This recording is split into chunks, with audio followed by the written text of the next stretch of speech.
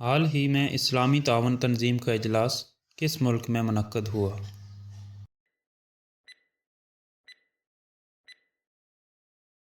سعودی عرب۔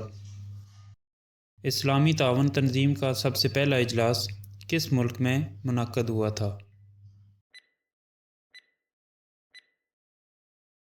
مراکش۔ اسلامی اتحاد برائے انسداد دہشت گردی کا سربراہ کون سا ملک ہے؟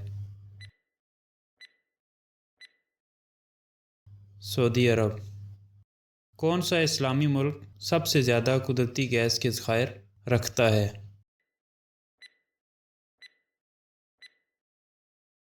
ایران۔ اسلامی ترقیاتی بینک کا ہیڈ کوارٹر کہاں ہے؟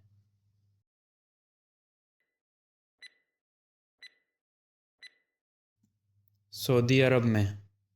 اقوام متحدہ میں سب سے زیادہ مسلم ممالک کی تنظیم کا نام کیا ہے؟ OIC۔ مکمل طور پر مسلم اکثریتی ملک جو نیٹو کا رکن ہے کون سا ہے؟ ترکی۔